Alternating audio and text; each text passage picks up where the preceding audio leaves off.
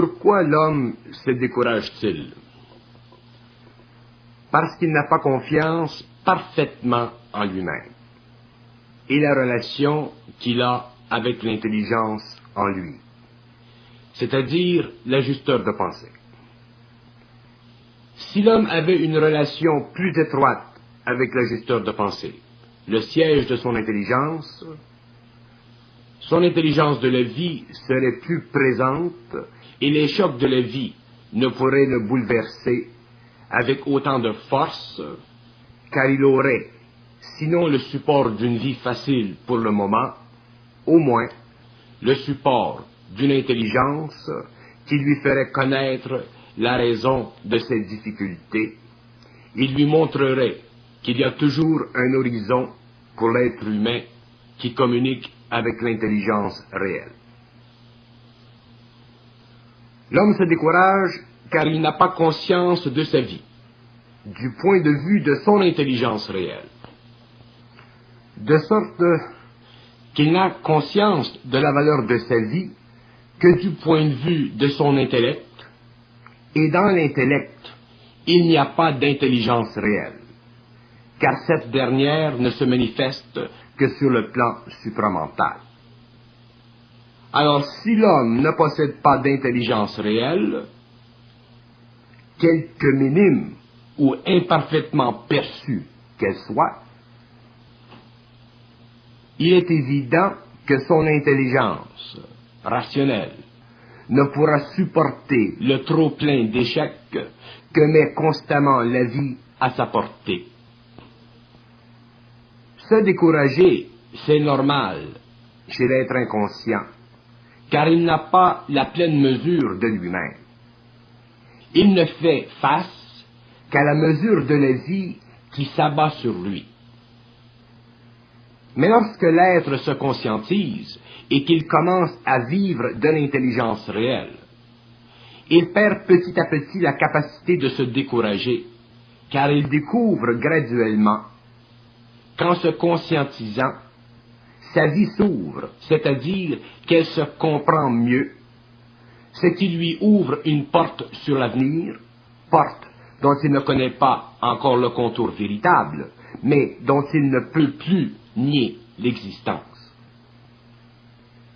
Le découragement est alors impossible, car il y a trop d'intelligence dans l'homme, et l'intellect ou la raison s'efface devant l'évidence de cette conscience nouvelle, qui change la perspective de la vie et qui pousse l'homme plus loin vers lui-même, où il découvre le jeu de la vie, qui avait auparavant créé les conditions émotives et rationnelles du découragement. En un simple mot, le découragement, c'est l'aveuglement qui afflige l'ego de l'homme, alors que la vie s'abat avec excès, semble-t-il, sur ses épaules.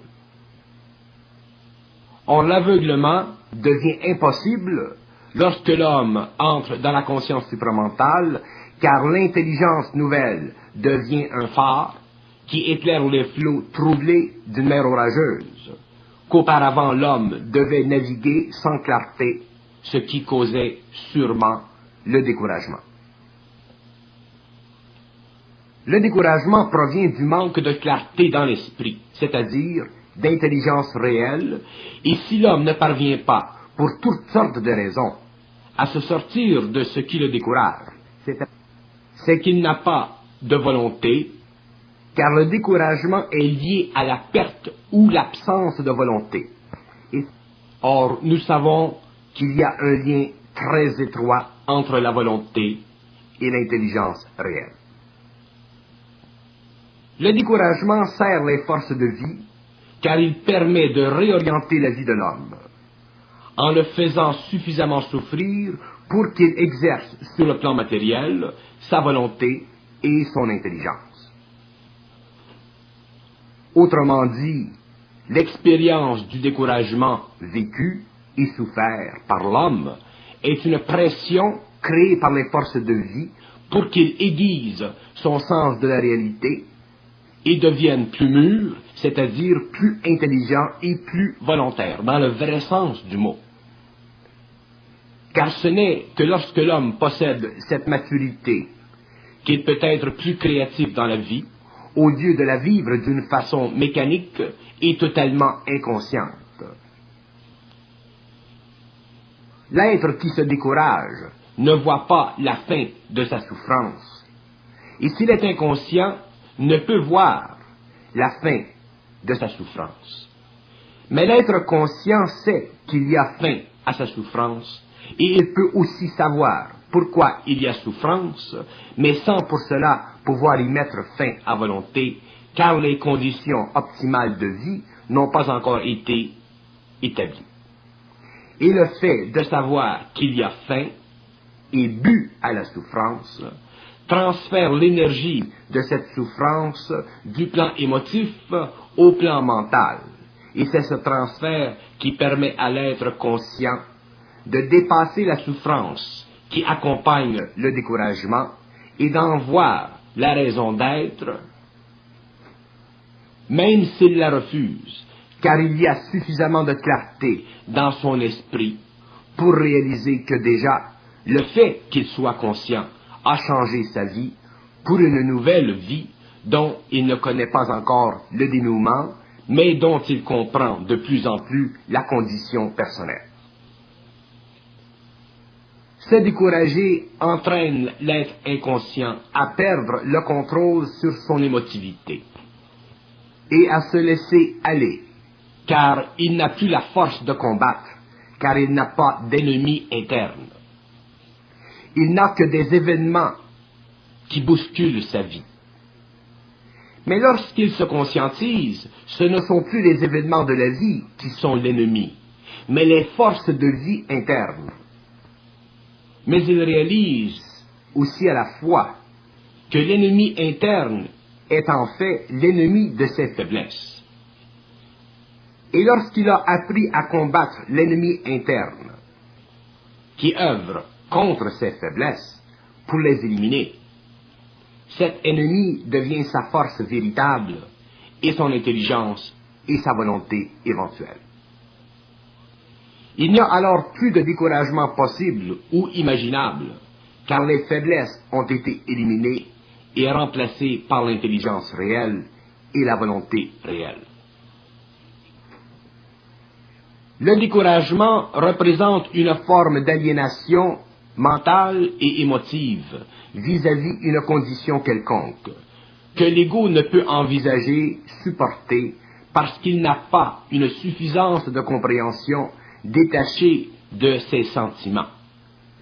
Il ne peut fonder sa vie que sur ce qui lui arrive, au lieu de voir que ce qui lui arrive peut être traité de façon intelligible s'il a suffisamment de clarté d'esprit, lui permettant de comprendre le but et la raison de l'événement, ou de la condition qui l'afflige. Il est évident à l'ego conscient que tout événement ou condition pénible de la vie se renverse avec le temps, pourvu qu'il ait suffisamment de volonté et d'intelligence pour le renverser. Mais renverser une condition de vie ou neutraliser le choc d'un événement difficile requiert de l'intelligence.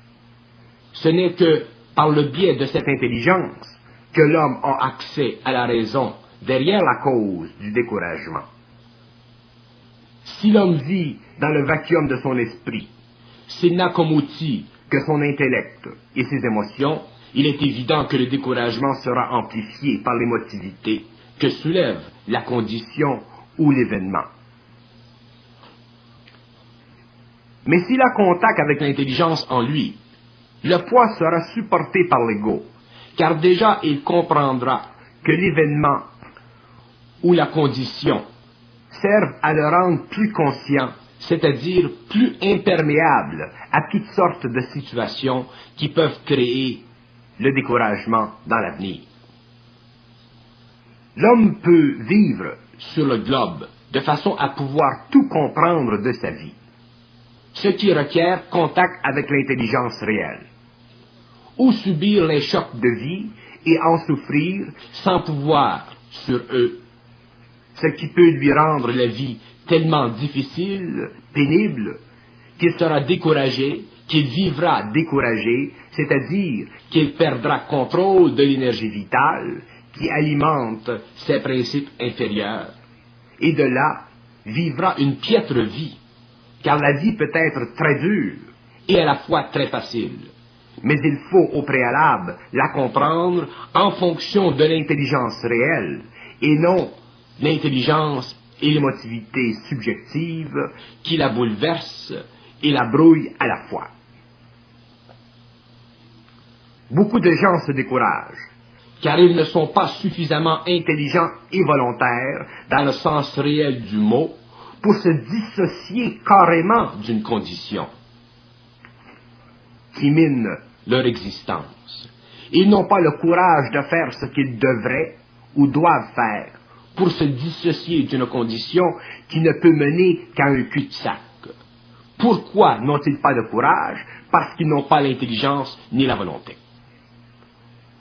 D'abord, ils n'ont pas le courage, car ils n'ont pas l'intelligence.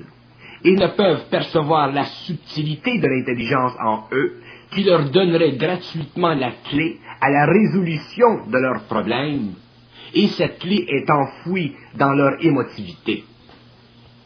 Et leur manque de volonté est proportionnel à cette émotivité. L'ego voit bien qu'il y aurait une solution, mais il n'a pas le courage de l'appliquer. Alors vient un moment où il se décourage, c'est-à-dire un moment où son inconscience ne peut lui fournir de réponse, car le problème est devenu encore plus vaste, plus irréconciliable avec une solution. S'il n'a pas de réponse, il perdra de plus en plus d'énergie, et c'est cela le découragement. C'est une perte d'énergie mentale et émotive, et seule l'intelligence réelle peut trancher la question, au-delà de la raison et de l'émotion, puisqu'elle ne fait pas partie de la personnalité subjective. Mais on n'accède pas à cette énergie supramentale sans douleur, car justement, elle n'apparaît qu'au fur et à mesure que l'homme a reconnu les illusions de la forme qui entraînent le découragement. Autrement dit, il faut souffrir un peu pour avoir le privilège de vivre sans pouvoir se décourager, quelles que soient les conditions de vie. Mais le découragement montre la tête chaque fois que la vie semble s'opposer un peu trop à nos désirs. Pourquoi? Parce que nos désirs ne coïncident pas avec la vie, mais avec nos émotions. Or, nos émotions sont l'envers de la vie, c'est-à-dire qu'elles proviennent de notre lien avec notre basse nature et non notre haute nature. Si l'homme savait vivre sa vie en relation étroite avec sa haute nature, son intelligence réelle, la vie serait toujours plaisante, car elle serait en harmonie avec l'intelligence réelle, elle serait toujours compréhensible, elle ne serait jamais sombre. Mais non, l'homme inconscient vit sa vie en relation et en fonction de sa basse nature. Et comme il n'est pas conscient de l'autre partie de lui-même, de sa haute nature, de l'intelligence réelle, comment voulez-vous qu'il ne se décourage pas lorsque cette dernière décide de mettre un terme à l'abus que lui impose la basse contrepartie de l'homme? C'est alors que l'homme se décourage, et c'est normal. Bien que l'homme ait un soi-disant libre arbitre, il n'est pas dit que la haute contrepartie de lui-même n'aura pas et ne doit pas avoir le dernier mot. Et effectivement, c'est ainsi que se vit la vie du terrestre, jusqu'au moment où il prend conscience de l'intelligence réelle en lui. Compte tenu du temps que doit prendre l'ajustement des principes inférieurs aux principes supérieurs, l'homme peut souffrir, mais ne peut plus se décourager, c'est-à-dire souffrir en aveugle. Voilà du moins quelque chose de neuf dans la vie de l'homme, jusqu'à ce que la souffrance ait totalement disparu de sa vie. Le découragement fait partie de la condition humaine, qui manque de voir la raison de sa condition, et qui par le fait même doit la vivre aveuglément. La vie n'a d'intention pour l'homme que lorsqu'elle est vécue selon son intelligence réelle, sa loi vibratoire, la loi de son énergie. Tant qu'elle n'est pas vécue ainsi, elle doit être soufferte par l'homme, car elle s'oppose à la domination de sa nature inférieure sur elle, c'est-à-dire sur l'esprit de l'homme. Le découragement reflète le conflit entre la nature inférieure et la nature supérieure chez l'être humain. Épuisé par ce conflit, l'homme apprend que la vie est plus forte que lui. Mais ceci n'est pas une solution, car l'homme doit être aussi fort que la vie, c'est-à-dire qu'il doit être dans l'intelligence de la vie, s'il veut la vivre avec force, c'est-à-dire librement et sans souffrance.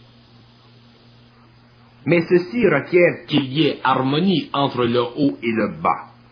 Voilà ce que signifie conscience supramentale. Que l'homme inconscient se décourage lorsque la vie le contrarie trop dans son expérience, c'est normal, car il n'est pas dans l'intelligence de la vie, c'est-à-dire qu'il n'a pas accès à l'intelligence qui seule peut lui faire réaliser le bénéfice d'une condition difficile et temporaire. S'il doit vivre seul le découragement, sans l'aide de l'intelligence, il est évident que la perte d'énergie peut continuer à se faire et le mener à la dépression ou pire. Mais ce n'est pas la condition absolue de l'homme de vivre ses difficultés seul, puisque l'homme a le pouvoir de communiquer avec l'intelligence et se voir expliquer catégoriquement la raison de son passage difficile. S'il fait ou vit cette communication, il ne pourra jamais perdre plus d'énergie que son niveau de conscience le lui permettra, car déjà, la communication avec l'intelligence nourrit ses principes inférieurs, pourvu qu'il soit suffisamment évolué pour absorber l'énergie de cette intelligence. S'il n'est pas suffisamment évolué pour absorber cette énergie, sa condition psychologique pourrait se rempirer, car il ne pourrait plus en sortir ou faire marche arrière. De sorte qu'il se verra obligé de vivre son découragement jusqu'au bout, c'est-à-dire jusqu'à ce que les forces de l'intelligence en lui aient ouvert ou forcé l'ouverture d'un canal pour qu'il puisse se réconcilier avec la vie. Lorsque l'homme est inconscient, il a l'impression que la vie s'exécute en fonction de ce qu'il fait et pense. Lorsqu'en fait, la vie s'exécute à travers ce qu'il fait et pense. Une fois conscient, il s'aperçoit bien que les conditions qui avaient créé le découragement étaient liées à un manque de réalisation, qu'il y avait dormant en lui une volonté et une intelligence réelle et active qui ne peut succomber à la subjectivité du découragement, et que par conséquent, s'il avait vécu de cette énergie, la condition du découragement n'aurait pas eu lieu, car l'intelligence et la volonté sont deux forces créatives qui écartent la passivité émotive et mentale du découragement. Le découragement, c'est le délire de l'intelligence subjective de l'homme.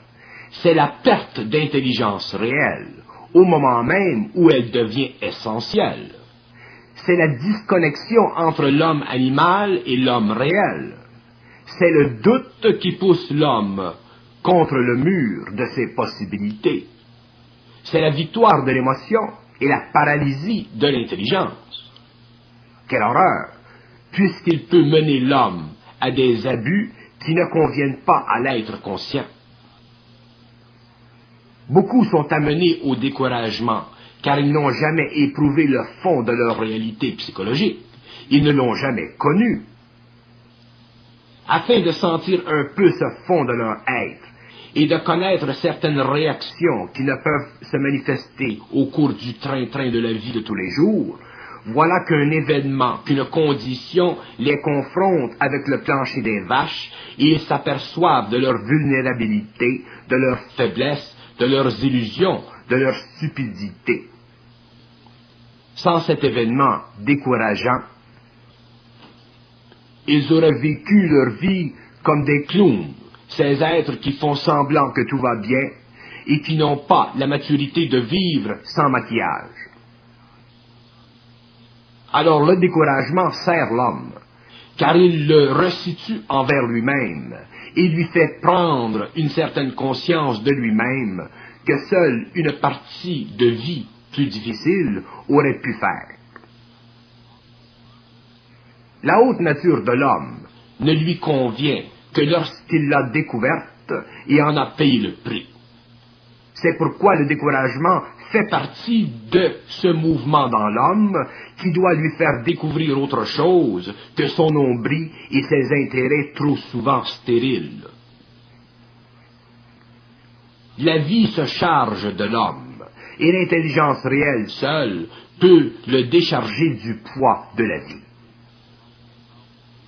Car la vie ne doit pas être un poids, mais simplement un mouvement de l'homme dans le temps, et lorsqu'il est dans l'intelligence réelle, il vit le temps d'une façon dynamique, et non plus comme auparavant, d'une façon émotive et raisonnée, ou d'une façon purement psychologique.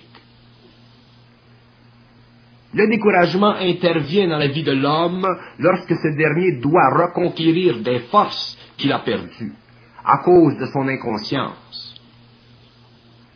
Le découragement est un couteau à deux tranchants, soit qu'il mène l'homme à sa perte, ou qu'il l'élève au-dessus d'une condition antérieure et lui offre une vie plus saine à l'avenir. Dans les deux cas, il représente un changement de vie à cause de la condition ou de l'événement qui lui a enlevé beaucoup de force morale. Mais c'est à ce point que le découragement possède une valeur expérientielle qui ajoutera à sa vie s'il réussit à passer à travers l'obstacle. Dans le cas de l'être qui se conscientise, le découragement éventuellement perd de plus en plus de terrain, car l'intelligence grandit en lui et le découragement devient de moins en moins possible. Par contre, il est remplacé par une autre force en lui, que j'appelle la colère de l'esprit de l'homme. La colère de l'esprit ne peut se faire sentir chez l'homme que lorsqu'il a conscientisé son intelligence et sa volonté. Ces deux forces qui opèrent en lui vibratoirement et se servent des événements de la vie pour le faire souffrir vibratoirement et non plus psychologiquement comme auparavant, alors qu'il n'était pas conscient de ses forces. Alors maintenant, l'homme ne peut plus se décourager, car il est trop conscient du jeu entre les forces de l'intelligence et de la volonté et lui-même. Mais le changement vibratoire dans ses corps, que doivent opérer ses forces pour la fusion, peut être si pénible à certains moments que l'homme est forcé de réagir avec grande colère et prendre contrôle de cette énergie nouvelle qui se manifeste en lui. Naturellement, cette colère de l'esprit de l'homme contre l'intelligence et la volonté le rend très fort, car il doit détruire toutes sortes de formes au cours de ce processus pour en venir à avoir un contrôle total sur sa vie, du plan le plus haut jusqu'au plan le plus bas. Or, il est bon de voir la différence et le rapport entre le découragement de l'être inconscient qui souffre de l'intelligence et de la volonté en lui sans s'en rendre compte, et l'être conscient qui subit l'effet grandissant de cette intelligence et de cette volonté, mais parvient avec le temps à la contrôler, à en contrôler les effets sur sa vie, de sorte qu'au lieu d'être mené au découragement, il est mené à la colère de l'esprit, ce qui l'affranchit de plus en plus psychologiquement et lui donne de plus en plus de contrôle sur sa vie. Pour que l'homme possède un contrôle total sur sa vie, il lui faut pouvoir arracher aux forces cosmiques leur pouvoir sur lui, et ceci ne peut se faire que par une capacité mentale parfaite et sans émotivité, afin que se détruisent en lui les formes qui retardent cette énergie. Cette colère de l'esprit de l'homme est l'outil par excellence qu'il développe pour sévérer sa relation d'être inférieur avec les forces cosmiques. Tant qu'il n'a pas connu cet aspect de son esprit, il n'a pas goûté de la liberté de son esprit. L'homme doit comprendre que tout ce qui est esprit est énergie, et que toute énergie est voile selon sa vibration. De sorte que l'homme conscient, ou qui se conscientise, réalise au fur et à mesure qu'il connaît cette colère de son esprit contre les forces de l'intelligence et de la volonté qui cherchent à fusionner avec lui, qu'il doit et qu'il est capable de s'affranchir de son statut d'être inférieur pour se réaliser dans le pouvoir de son esprit, où il ne peut plus être assujetti à aucune force. Autrement dit, l'homme conscient doit cesser de souffrir. Et la mesure de cette cessation est en rapport avec la colère de son esprit, qui reflète le pouvoir de son esprit sur sa condition humaine.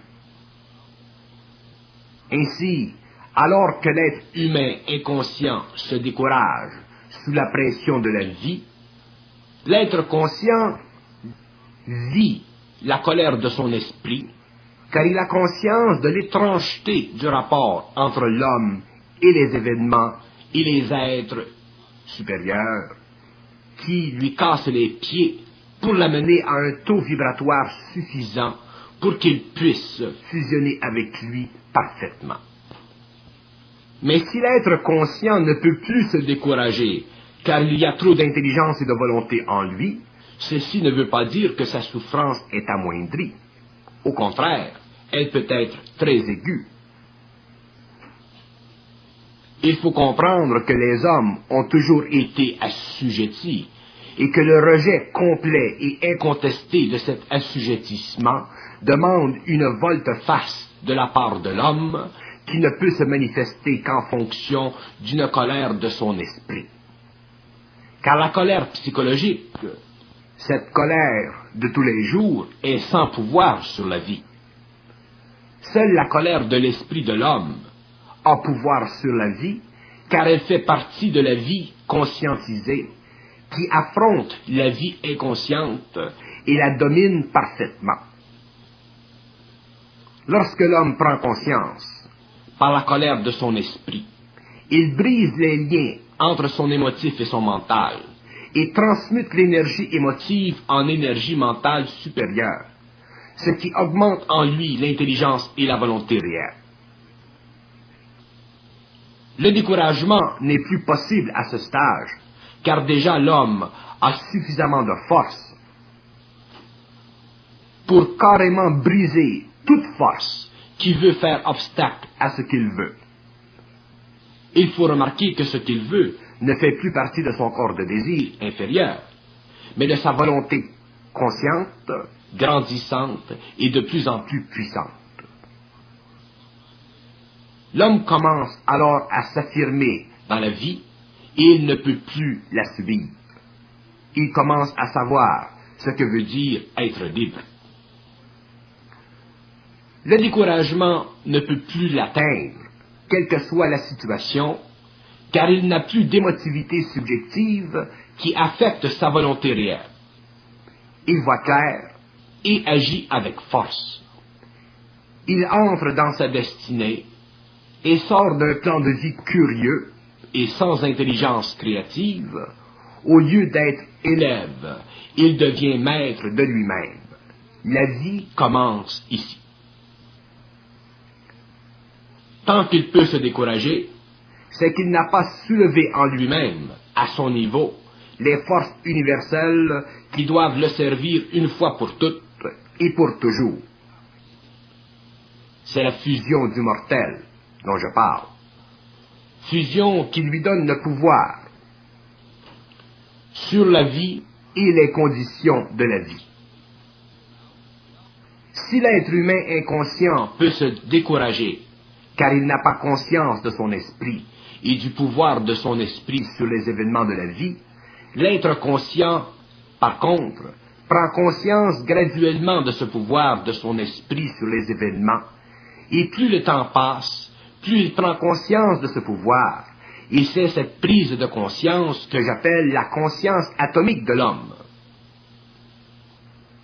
La conscience atomique de l'homme commence à se manifester en lui petit à petit lorsqu'il commence à réaliser subtilement, au début, un sentiment d'invincibilité.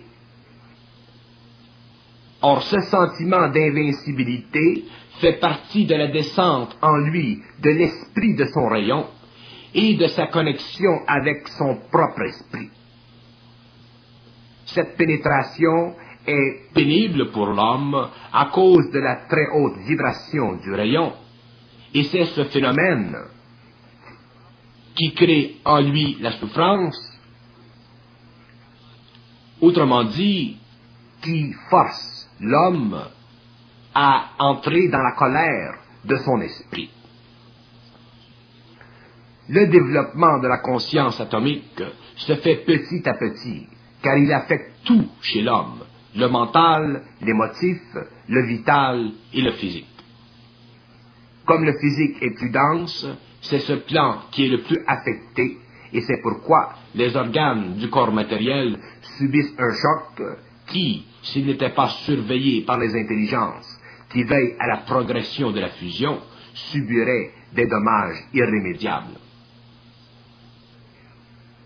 Qu'il y ait relation entre la colère de l'esprit de l'homme et le développement de la conscience atomique est une des grandes découvertes de la psychologie de l'intelligence supramentale. Cette compréhension des mécanismes de la conscience de l'homme ouvrira grandes les portes de l'immortalité.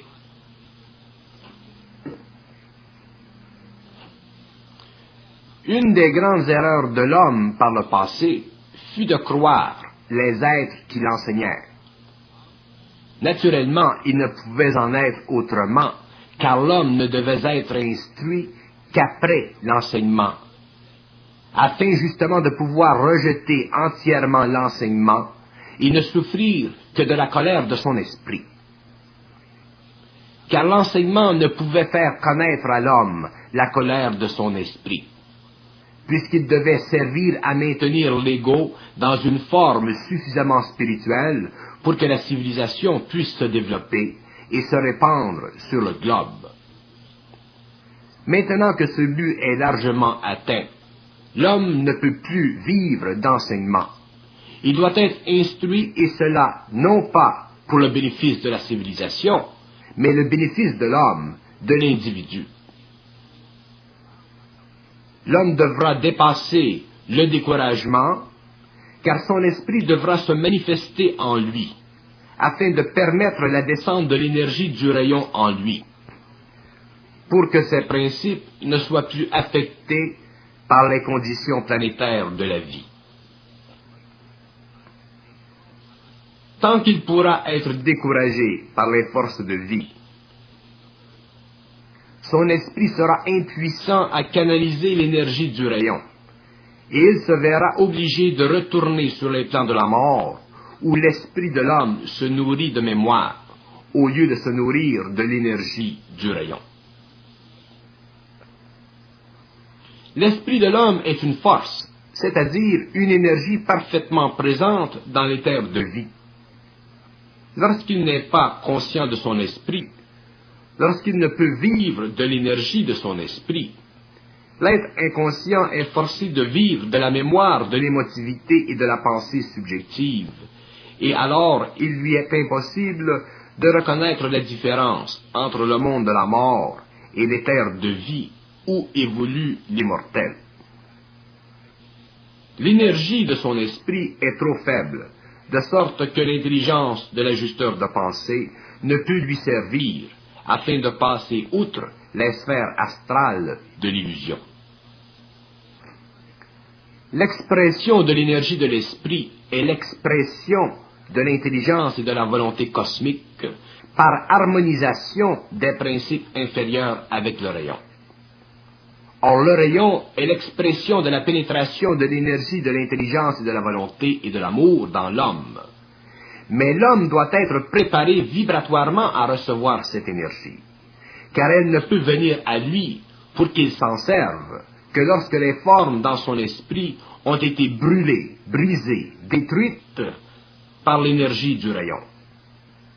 C'est pourquoi la fusion est si longue pour l'homme, car son esprit ne peut vivre sans un minimum de forme, sinon il se découragerait à un point tel que la destruction de son corps matériel s'ensuivrait.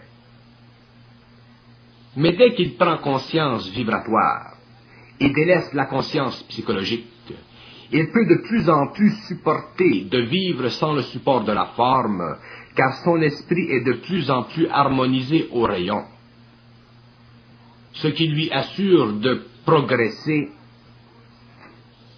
vers la fusion sans danger. Le développement de la conscience atomique de l'homme ne peut s'opérer que lorsque ce dernier a pris conscience de son esprit. Et cette prise de conscience se fait sentir par la colère qu'il vit lorsque l'énergie du rayon frappe les couches inférieures de son être. Cette colère est tellement grande chez lui qu'elle réfléchit proportionnellement l'état supramental de sa conscience vis-à-vis l'état inférieur. Plus l'état supramental est avancé, plus la colère peut être forte, de sorte que son état inférieur graduellement laisse place à une conscience totale et sans faille, le vide. Plus le vide se fait chez l'être conscient, plus il avance vers l'éther, le monde de son esprit libéré de la forme. L'incompatibilité du découragement avec la conscience devient de plus en plus évidente pour l'homme, dès que la colère de son esprit a remplacé le pouvoir de ses sentiments sur son intelligence. Dans le fond de la réalité humaine, l'être humain est un géant qui ne connaît pas sa force, car il n'a jamais su comment la faire vibrer en lui. Alors le géant, qu'est l'homme, devait subir pendant des millénaires l'impuissance jusqu'à ce que l'esprit du géant puisse se manifester en harmonie avec la partie supérieure de sa nature. Sinon son gigantisme aurait détruit plutôt que créé. Rien n'est plus dangereux qu'un géant stupide, car il se sert de sa force pour dominer au lieu de s'en servir pour créer. Voilà pourquoi le géant dans l'homme n'a jamais été libéré, car cette libération nécessitait qu'il y eût d'abord conscience intelligente, plutôt que conscience inférieure, dominée par une gamme inouïe de sentiments inférieurs. L'avènement de la conscience supramentale sur la terre déchirera le voile qui sépare l'homme faible ou faussement fort de l'homme réel et puissant dans son esprit. Et cette déchirure du voile élèvera tellement l'esprit de l'homme que ce dernier brisera les chaînes de l'existence pour ne se conformer à rien qui ne se conforme à lui par harmonie vibratoire. C'est pourquoi cette condition de l'homme nouveau ne sera réalisable que le jour où il pourra, de sa propre volonté, pénétrer le monde de l'intelligence et œuvrer dans ce monde d'une façon totalement libre, de sorte que son passé, son ignorance et son découragement devant la pression des forces de vie sur sa conscience impuissante ne fera plus partie de son expérience, car son esprit aura enfin commencé le grand voyage de retour vers l'origine de tout ce qui n'est pas expérientiel. Le découragement n'existant plus devant la vie, et l'esprit étant libéré du poison de la forme existentielle, non comprise, l'homme mettra les pieds dans une dimension du réel qui fera de lui un être supérieur, un être au-dessus et au-delà de l'homme, le surhomme. En attendant, il y a des règles que l'homme peut vivre, règles qui peuvent l'aider à comprendre la nature du découragement. Et une de ces règles est celle-ci, c'est que tout ce qui se passe, toute pression dans la vie de l'homme n'est qu'un jeu imposé à son ego pour transformer son corps mental ou son corps émotionnel, ou son corps vital et physique. Et si l'ego est suffisamment intelligent, c'est-à-dire que s'il peut voir le jeu de l'esprit, il ne se fait pas piéger par cette constriction, par cette pression qui s'opère en lui, mais se met dans une sorte de neutralité, dans une sorte d'attente, et s'il a le pouvoir de communiquer avec l'intelligence, il a d'autant plus de pouvoir de comprendre ou d'avoir un peu un éclaircissement sur la situation. Mais dès qu'il se prend au sérieux, dès qu'il prend la situation de pression, la condition de vie, comme étant une condition qui n'a pas d'ouverture, il se découragera, il perdra confiance en lui-même et automatiquement, il perdra de l'énergie.